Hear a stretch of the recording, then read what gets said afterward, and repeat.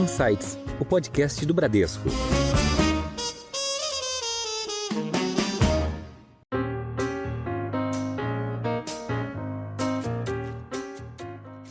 A monetização via carbono a gente faz hoje através do mercado voluntário, onde muitas empresas, na verdade, já fizeram compromissos de atingir a neutralidade climática até um certo ano no futuro, 2030, 2040, 2050. Elas desenham um plano para descarbonizar as suas operações, para emitir menos, para ter uma pegada menor no seu dia a dia. E aí o residual que sobra, elas têm que encontrar projetos como o nosso para conseguir fechar essa conta. Então, eu acho que uma das características mais marcantes, um dos diferenciais competitivos mais importantes da ReGreen é o fundamento que a gente tem na ciência. Então, a empresa foi fundada por um grupo de cientistas que estão entre os cientistas mais influentes do Brasil e não só no mundo da restauração e da ecologia, mas em qualquer disciplina, né? E esses cientistas, ao longo de 20, 30 anos, fizeram muitas pesquisas para entender melhor como se faz uma restauração, aonde deve se fazer, quais são os outputs, como se mede isso e tudo mais. E a gente costuma falar que restaurar um ecossistema não é a mesma coisa que plantar árvore. Tem muita ciência por trás. Olá, tudo bem? Você ouviu agora alguns destaques de hoje, mas tem muito mais. Eu sou a Priscila Forbes e este é o Insights. Será que dá para recuperar uma boa parte do verde que já foi desmatado no Brasil? Como funciona um projeto com essa missão? A empresa na mesa do Insights hoje tem a meta de recuperar 1 milhão de hectares de mata nativa. Vamos saber mais detalhes deste trabalho conversando com Thiago Piccolo, CEO da ReGreen. Thiago, bem-vindo ao Insights. Muito obrigado, é um prazer estar aqui com vocês hoje, obrigado pelo convite. Quem está conosco hoje também é o Rick Viana, superintendente sênior de negócios do Bradesco Large Corporate. Rick, bem-vindo de volta. Obrigado, Priscila. Olá, Thiago, Caio. É um prazer estar aqui com vocês, ainda mais para discutir um tema tão vibrante como esse.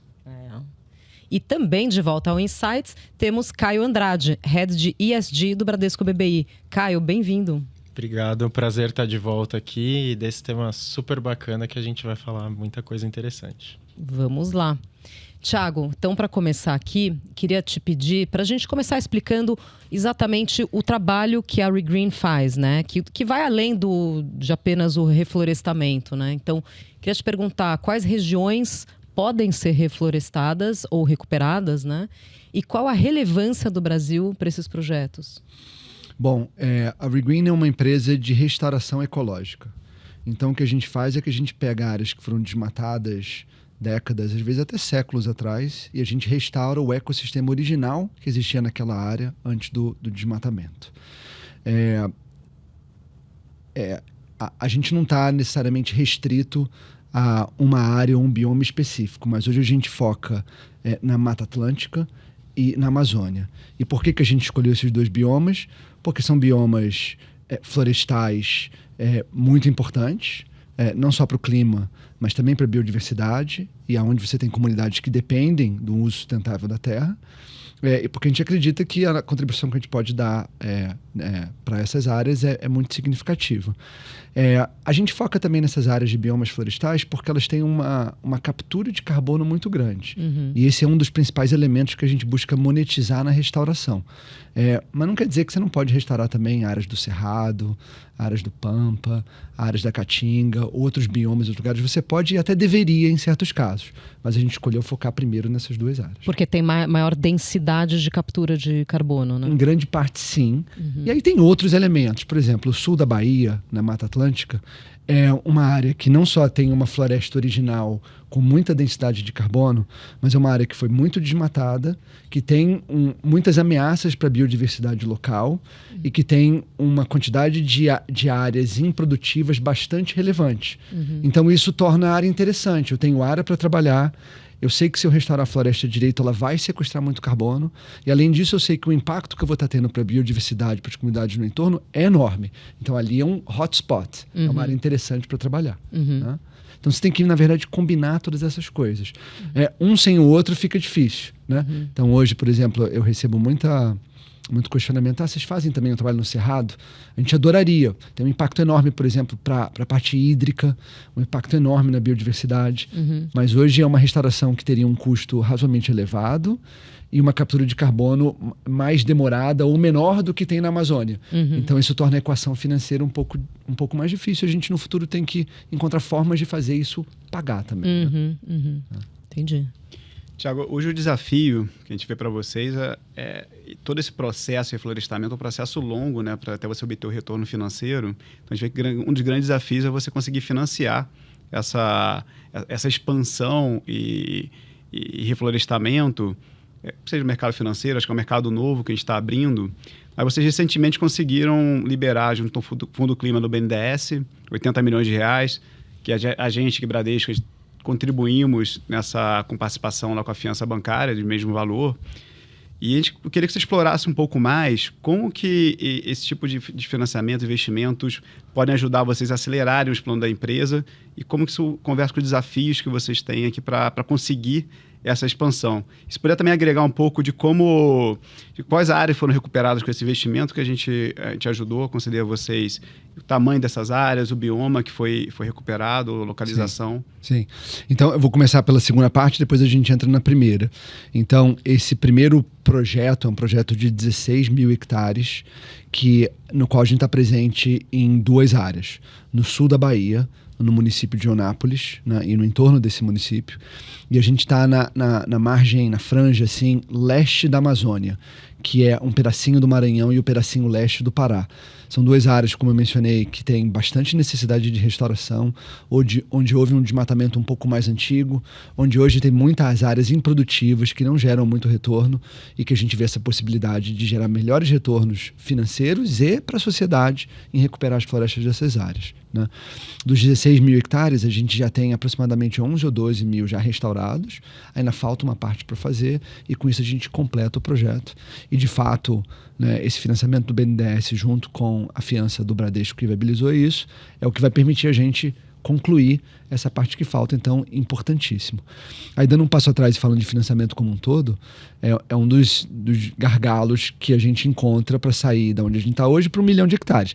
Não é o único, tem gargalo em tudo quanto é canto, né? Assim, construir uma empresa nova num setor que não existe é um desafio grande e a gente tem que ir montando todas as pecinhas do quebra-cabeça para isso fazer sentido. E eu gosto de pensar cada vez mais na nossa empresa como uma empresa de infraestrutura verde. Então, por que a comparação com a infraestrutura é tão válida? Né? Assim, a gente está falando de um projeto que é capital intensivo, que você coloca o dinheiro muito dele na frente, que depois aquele projeto vai gerando resultado de forma consistente, previsível ao longo de muitos anos. Né? Que você consegue determinar um perímetro de uma transação e eventualmente pensar num financiamento de project finance, de dívida, no qual você está no risco daquele projeto e não no risco maior de uma companhia. E que, no nosso caso, e em muitos casos, a gente tem um off-taker, um comprador que assinou um contrato de longo prazo, se comprometendo a comprar né, o carbono ao longo de 15, 20, 25 anos com preços pré-definidos. Então, é um setup parecido com um projeto de infraestrutura, só que em vez de estar construindo uma usina que vai produzir energia ao longo de muitos anos, ou uma estrada, né, que vai ser usada e vai gerar receitas através de pedágio ao longo de muitos anos, a gente está produzindo uma floresta que vai capturar carbono e prover serviços ambientais e ecossistêmicos ao longo de muitos anos. E o desafio é como é que a gente consegue destravar capital. A nossa atividade é uma atividade mais nova, uma atividade que naturalmente tem um pouco mais de risco, que tem menos conhecimento. Então a gente tem que ir trabalhando para diminuir o risco e aumentar o conhecimento para poder acessar esse capital. E o off-taker normalmente são grandes empresas, né? Hoje são. Então, hoje, a monetização via carbono a gente faz hoje através do mercado voluntário, onde muitas empresas, na verdade, já fizeram compromissos de atingir a neutralidade climática até um certo ano no futuro, 2030, 2040, 2050. Elas desenham um plano para descarbonizar as suas operações, para emitir menos, para ter uma pegada menor no seu dia a dia. E aí o residual que sobra, elas têm que encontrar projetos como o nosso para conseguir fechar essa conta. Para netar a conta, né? E, Tiago, deixa eu te fazer uma pergunta. Você mencionou, né, 16 mil hectares, 80 milhões. Acho que até na sua fala inicial você traz o quanto o custo de restauro pode variar de uma forma significativa dependendo do bioma. Quantos créditos a gente está falando desses 16 mil hectares com os 80 milhões aqui? Então, eu vou dar uma resposta um pouco mais abrangente. Então, os 16 mil hectares, durante a vida do projeto, um projeto de 50 anos, eles vão gerar a captura de mais ou menos 7 milhões de toneladas de carbono. Tá?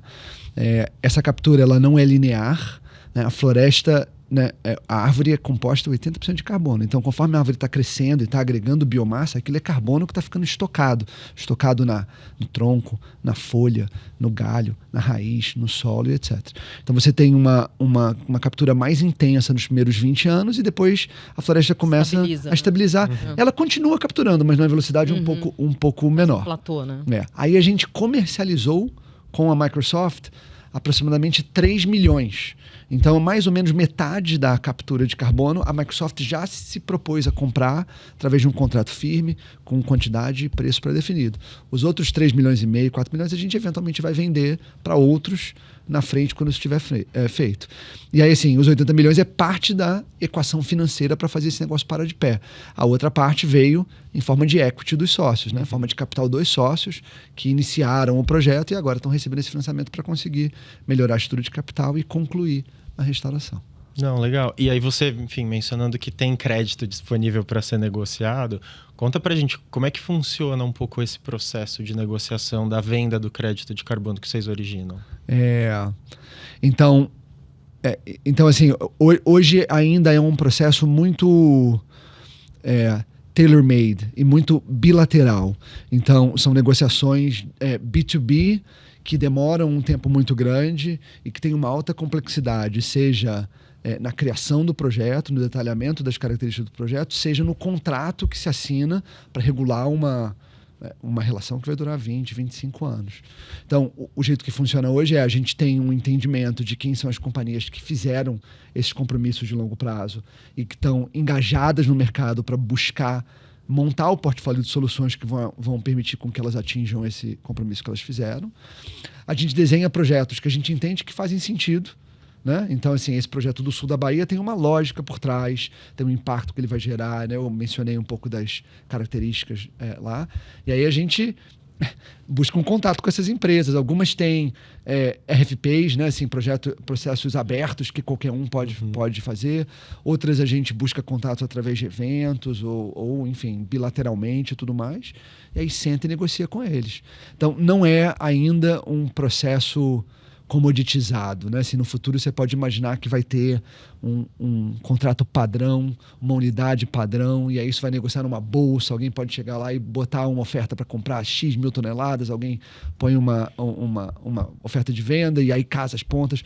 Hoje não é assim. A própria criação do mercado regulado de carbono, que foi aprovado no Congresso, a longo prazo deve impactar um pouco esse processo. Está caminhando para isso, né? Com tokenização também, né? Dos créditos. Isso deve ajudar a criar um mercado e ter mais liquidez nesse mercado. Deve, né? Com certeza. Acho que o caminho é esse.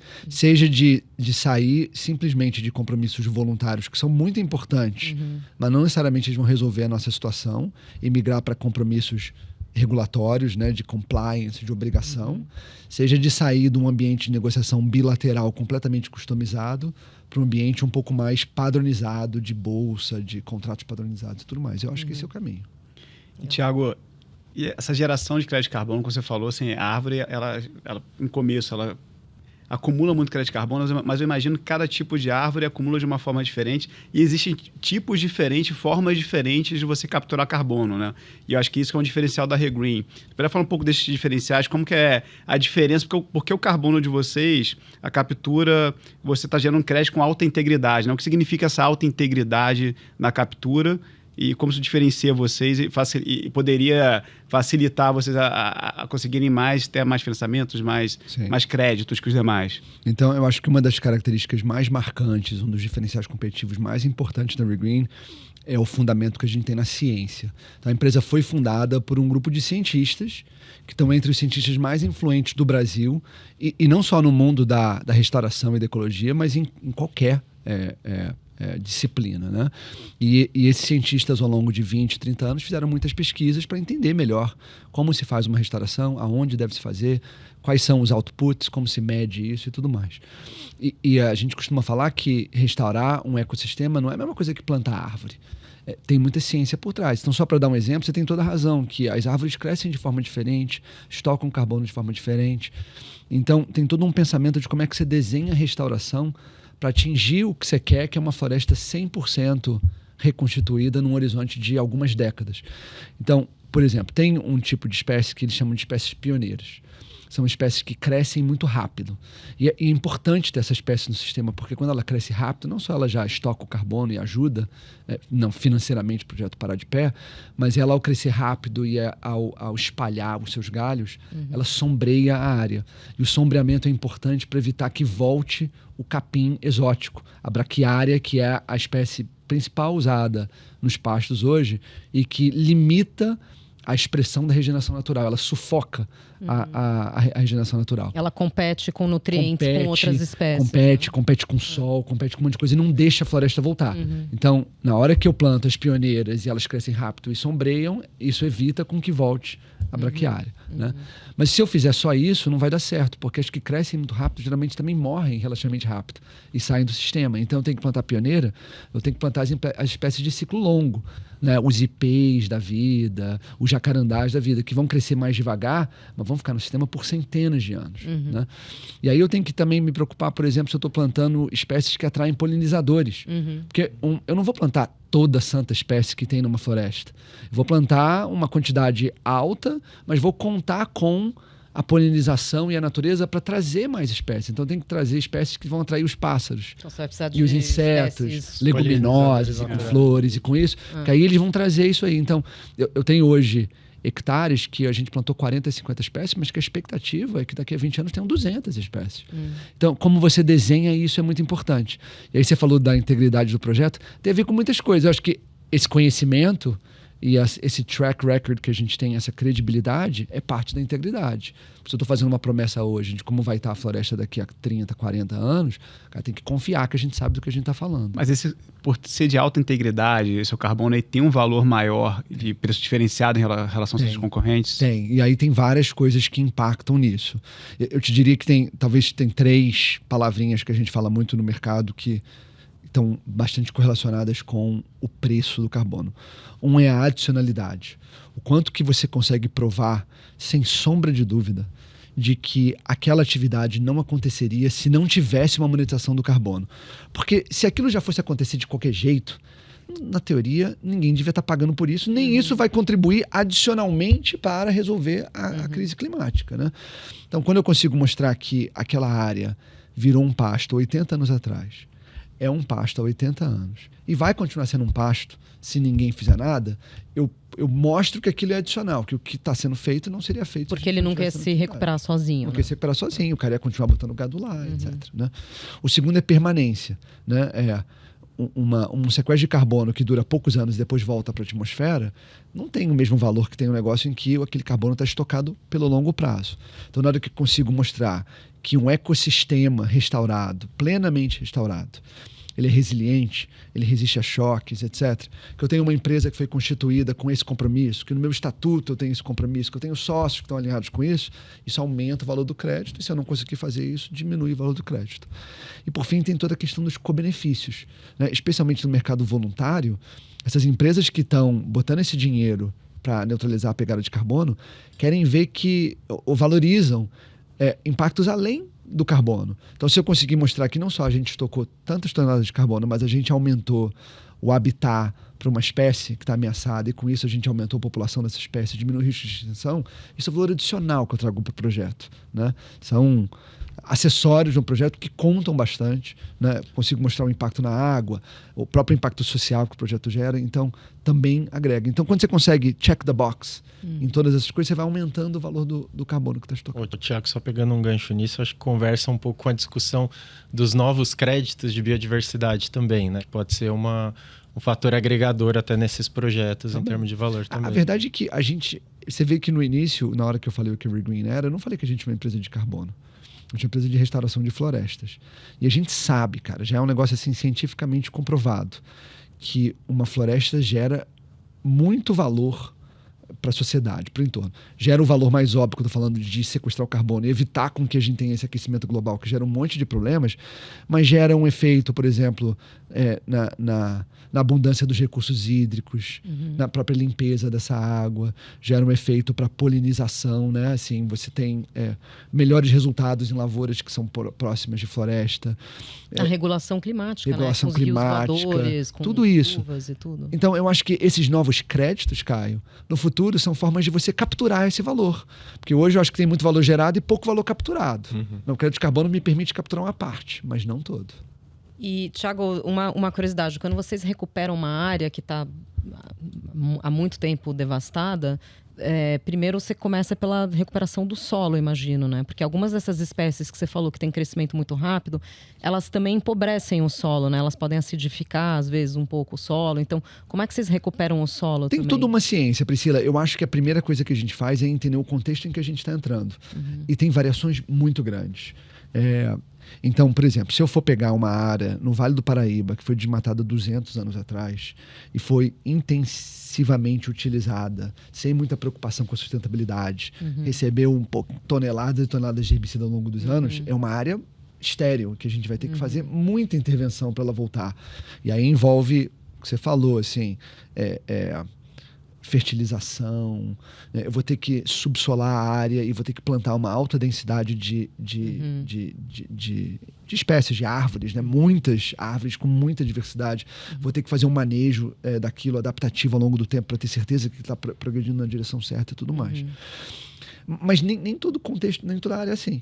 Tem áreas que foram desmatadas, por exemplo, há menos tempo, ou que foram menos intensivamente usadas, onde tem fragmentos florestais interessantes no entorno, e ali talvez não precisa fazer isso.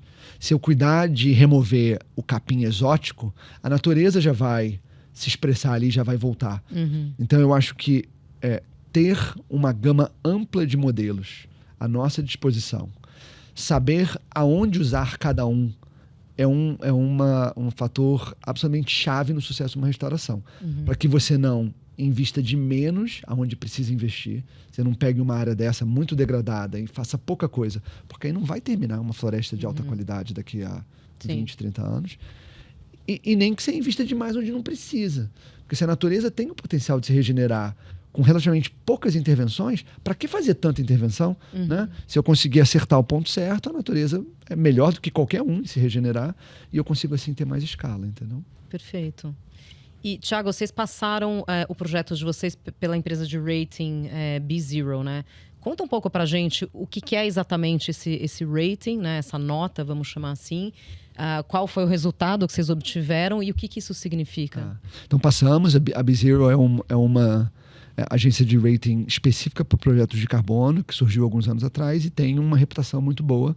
Então, a gente decidiu fazer esse rating e o resultado foi excelente. A gente, numa escala, que é uma escala parecida com o que a gente tem de rating de debêntures e tudo, a gente tirou duplo A, que é o rating mais alto que eles já deram para um projeto de restauração como o nosso.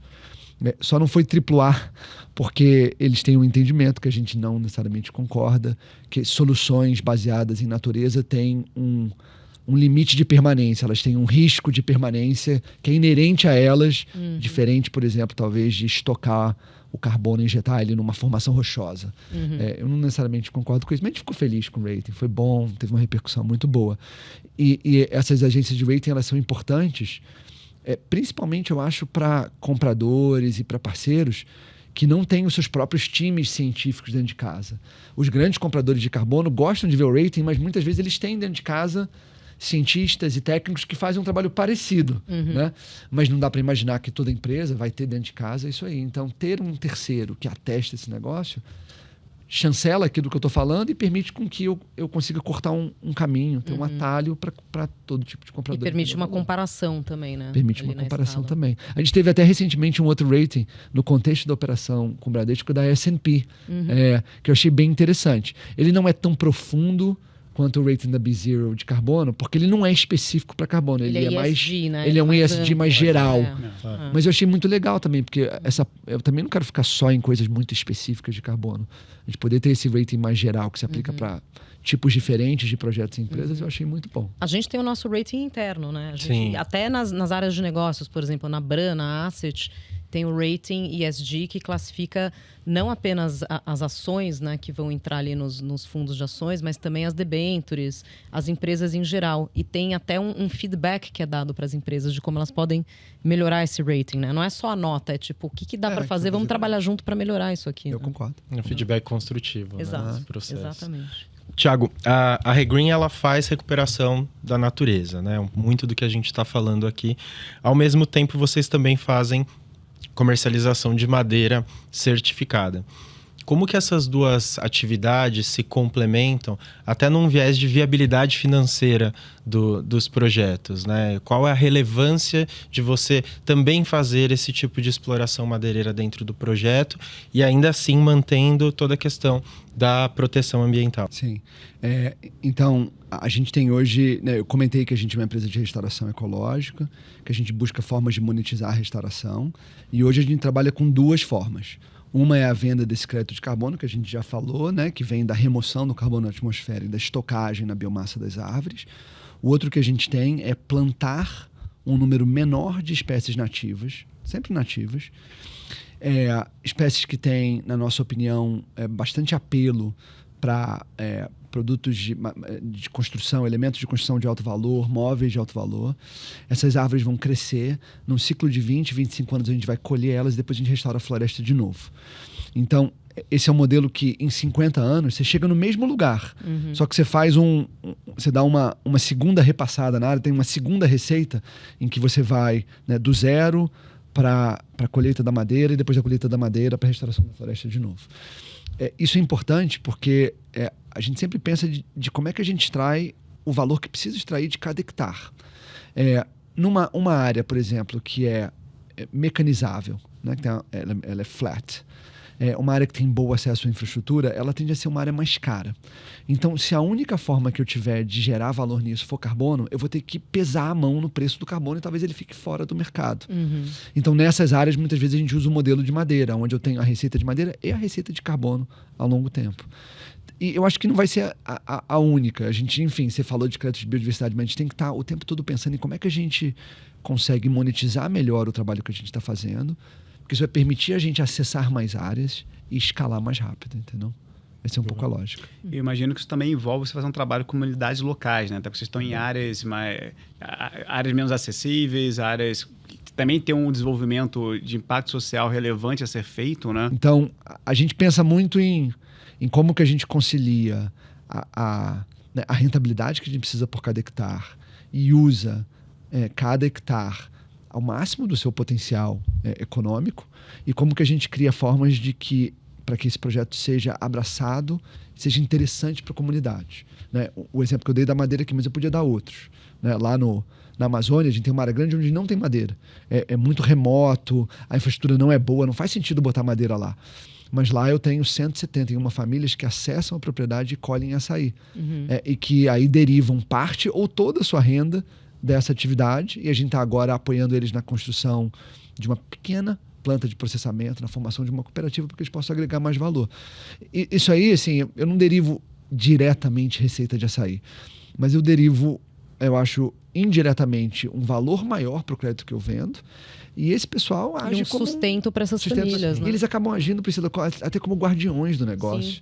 Eles chegam lá e avisam, tem uma cerca caída ali, o gado entrou por aqui, tem um proprietário ali que tá usando fogo para limpar o pasto, vamos lá avisar para ele. Né, então, assim, se o cara tá se beneficiando daquilo, ele cuida daquilo. Então, isso é muito importante. Até porque o custo de monitoramento também é elevado, alto. né? É muito melhor eu ter 170 aliados que estão ganhando dinheiro e estão em loco lá, ali, do que eu contratar um monte de gente para ficar rodando a propriedade de moto, monitorando, né? Assim, Sim. Faz sentido.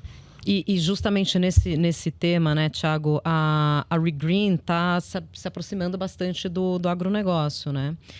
E fazendo parcerias, né, com o agro. Como que a empresa vê o papel do produtor rural no ciclo de restauração das terras, né?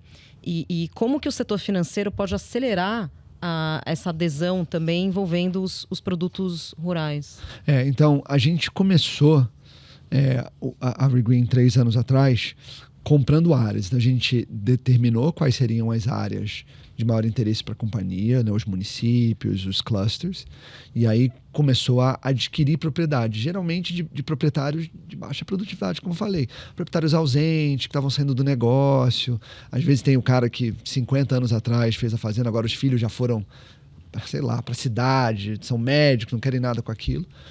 Mas a gente começou a migrar agora também para o modelo de parceria com produtores rurais, aonde o cara não precisa vender propriedade para a gente.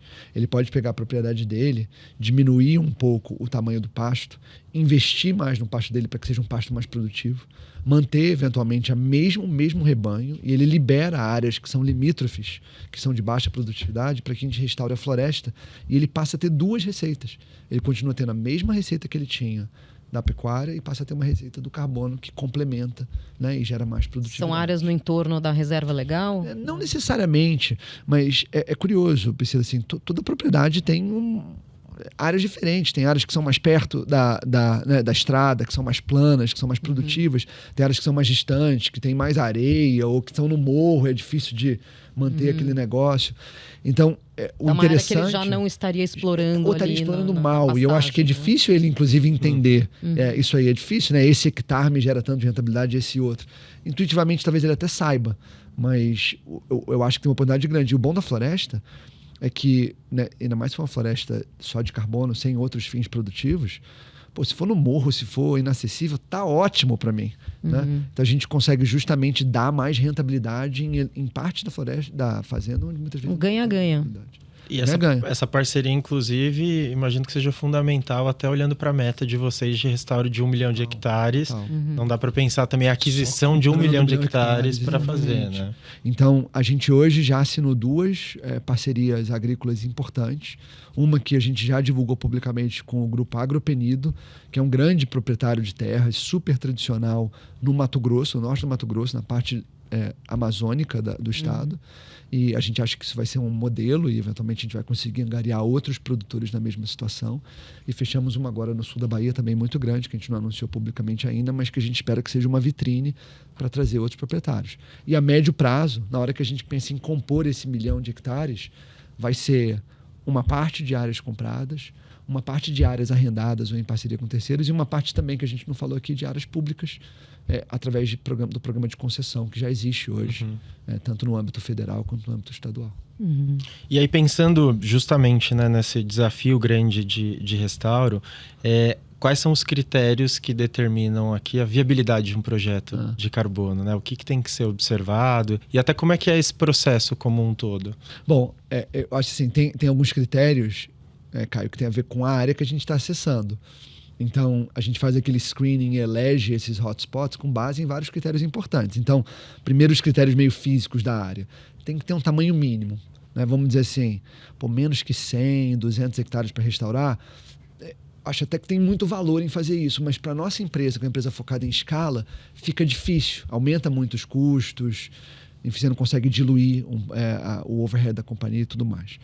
Tem também uma questão do bioma, né? Assim, a área tem que ter sido floresta no passado e quanto mais densa a floresta, melhor.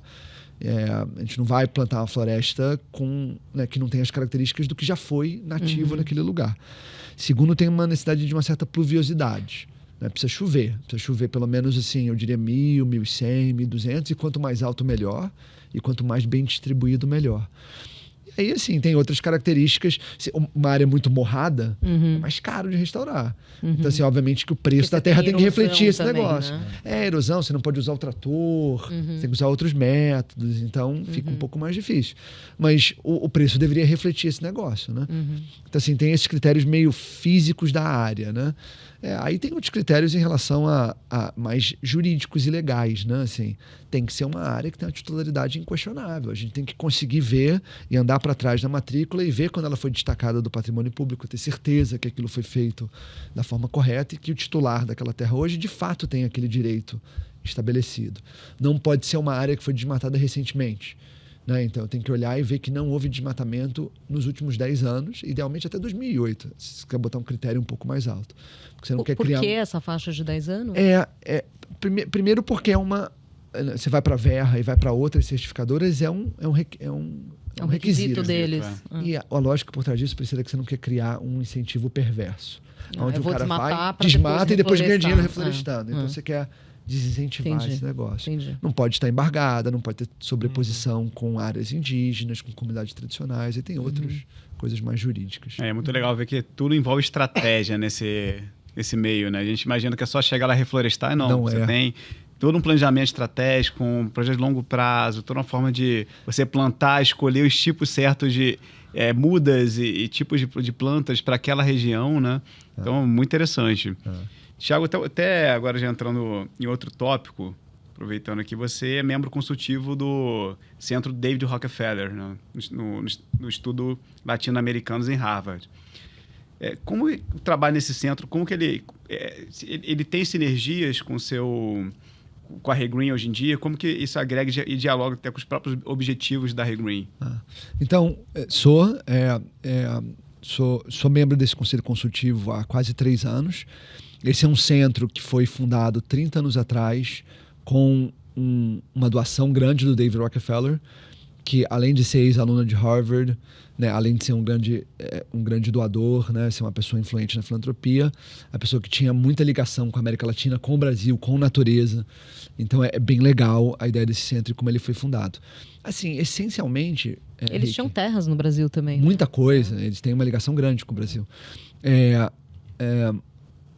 Essencialmente, o objetivo do centro é trazer Harvard para a América Latina e a América Latina para Harvard. Então, eles patrocinam todo tipo de troca, né? Trazem professores de destaque na América Latina, no Brasil e nos outros países para passarem um tempo em Harvard, patrocinam alunos locais que querem fazer suas pesquisas no Brasil e em outros países para fazer isso, promovem encontros, promovem contatos e tudo mais. E o centro hoje tem 3 áreas que ele elegeu como prioridade, né? Defesa da democracia, segurança pública e meio ambiente. Então, assim, a nossa região, o Brasil e a América Latina como um todo, é visto como uma potência ambiental, como deveria ser, né? Seja pelos dotes naturais que a gente tem, seja, eu acho, por um posicionamento e, né, um histórico que a gente tem de desenvolvimento de ciência, né, nessa área. Então, é bem interessante. Para mim, eu acho que tem uma coisa rica no que diz respeito à ciência, na divulgação do nosso trabalho, e que eu gosto muito de trabalhar com esse centro. Tá fazendo um gancho com esse ponto, né? Hoje você está à frente da Regreen, que lida com um dos grandes desafios da humanidade, temas que são muito relevantes olhando para a mudança climática, enfim. Que outras empresas ou pessoas te motivam, que você vê que estão atuando na agenda também? Pois é. É bem curioso isso, Caio, porque eu não sou desse segmento, né? Acho que eu já talvez tenha contado para vocês. Eu vim do mundo de finanças e depois eu atuei como CEO e CFO de empresas que tinham por trás fundos, mas em setores diferentes, varejo, produto de consumo e tudo mais. Então, eu ainda me vejo um pouco como um outsider, mas cada vez mais eu estou fazendo parte desse meio. E aí, assim, nessa minha jornada para aprender mais, passei a estudar mais e conhecer quem faz. Talvez seja um cara meio óbvio que eu vou falar, mas assim, eu sou grande fã do Bill Gates, né? Ele escreveu um livro, até uma recomendação, que chama How to Avoid a Climate Disaster, Como Evitar um Desastre Climático, na qual ele conta um pouco sobre, tem um conceito muito interessante que é o Green Premium. É o quanto mais custa para fazer as coisas de jeito sustentável versus insustentável. E conta sobre todos os esforços que a gente tem de reduzir esse prêmio. Porque na hora que não custa mais fazer do jeito sustentável, é explosivo, né? Assim, vide energia renovável, né? Custava muito mais produzir 1 megawatt de solar 20 anos atrás. Hoje, às vezes, custa muito menos. Já é bem mais competitivo. Né? Então, isso naturalmente já não precisa mais de empurrão. Geralmente, no início, precisa de algum empurrão, porque não vai trilhar essa curva sozinho, mas depois que você consegue virar, isso ajuda. Então, eu acho ele um cara admirável. Também pela filantropia, né? É um cara que fez um pledge grande de doar praticamente toda a fortuna dele. Eu acho que ele não só fez essa promessa, como ele de fato atua. E acho um cara sensato. Não acho um cara particularmente politizado, extremo nas visões. É um cara ponderado, né? Ponderado e prático, pragmático. Né? Eu gosto muito. E já que a gente está falando aqui de inspirações, né? Ia te pedir aqui, Thiago, já que a gente está num segmento que a gente tem em todos os nossos episódios, é uma tradição aqui do Insights, que é pedir dicas que podem ser de leitura, podem ser documentários, ou qualquer outra coisa que você ache que tenha valor a compartilhar aqui com os nossos ouvintes. Legal. Bom, então eu falei do livro do Bill Gates, que é bem legal para quem tem interesse em entender essa dinâmica da economia sustentável. A dica que eu pensei de dar, na verdade, é um pouco mais genérica. No ano passado, acho que no final do ano passado, o New York Times publicou uma lista dos 100 melhores livros de ficção do século XX. Do século XXI, desculpa, depois do ano 2000. E eu sou um leitor ávido, mas eu sou um leitor ávido de não ficção. Eu não tenho muito hábito de ler ficção. E aí eu falei, eu vou ler um pouco desses livros aqui. E acho que no início eu tinha lido uns 5 ou 6, eu já consegui chegar nos 15 agora. E vai demorar para ler, né? 100 livros ali pra caramba. Um dia eu vou ler. Mas tem sido maravilhoso. São Qual livros... foi o que mais te pegou até agora? Mais gostou? Eu não sei o título, eu tenho lido ali em inglês, né? Mas eu tenho uma tradução que é The Corrections, do Jonathan Franzen. Eu gostei muito. E tem outro que chama On the Road, de Cormac MacArthur. 2 que eu adorei. Todos eu adorei, cara. Se o livro tem 100 melhores, é difícil que um não seja bom, né? Adorei esses 2. Li agora um outro que também é bem, esse mais popular, mas muito bom. Uma Amiga Brilhante, Uma Amiga Genial, da Helena Ferrante. É incrível. Então, que fizeram depois uma série. Que me dizem que é fantástica, inclusive, né? Tão boa quanto o livro. Amiga Brilhante. Sensacional. Rick, o que você traz aqui de dicas? Olha, no momento, minha esposa tá grávida, minha filha vai nascer daqui a um mês, então só tô lendo coisas de bebê recentemente. Dizem que é bom até não ler demais. Porque tem uns livros que falam de tudo que pode dar errado e você começa a ficar meio em pânico, né? Mas, assim, tem muita leitura boa também. E eu tenho lido muitos livros. Eu acho que como se educar seu filho é uma parte importante desse processo agora. Mas que também correlaciona muito com o que a gente faz com o nosso dia a dia, né? Porque às vezes a gente não para pensar que a gente tem sempre ter uma mente principiante, parar, ouvir, tentar aprender novamente. Eu acho que aqui o processo com a própria Hey Green é um aprendizado, né? A gente vê cada hora coisas novas que a gente aprende, você tem que ter essa mente aberta. E eu li alguns livros sobre isso, como o mais básico lá do Montessoriano, da educação montessoriana, né? Que é o método montessoriano, que é excelente, que mostra toda a forma como educar, como que você pode abrir a mente da criança para já iniciar a vida dela também autônoma, tomando suas próprias decisões. O livro que chamava O Livro que eu gostaria que os pais tivessem lido. Então, que é outro que também fala muito como que você deve conversar com seus filhos, como você deve também parar de só julgar e querer mandar no que fazer, mas também ensinar eles como devem fazer, né?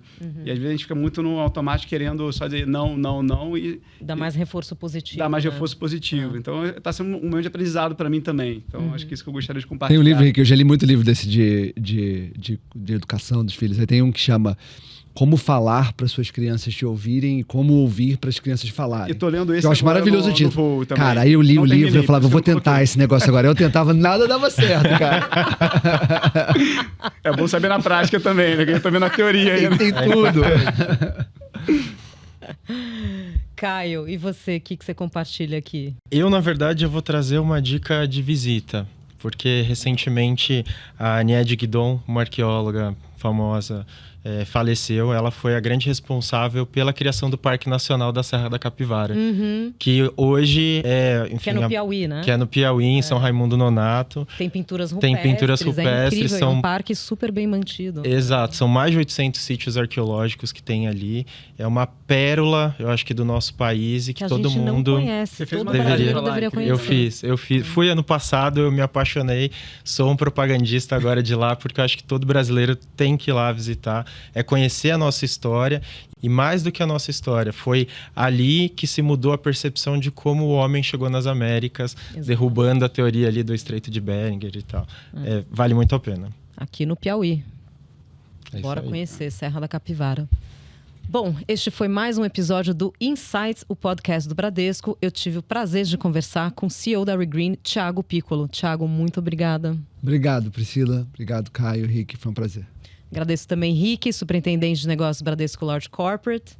Obrigado, Priscila, Caio e Thiago. Foi um prazer. E obrigada, Caio, nosso Head de ESG do Bradesco BBI. Obrigado, Priscila, Thiago, Rick. Um grande prazer, como sempre.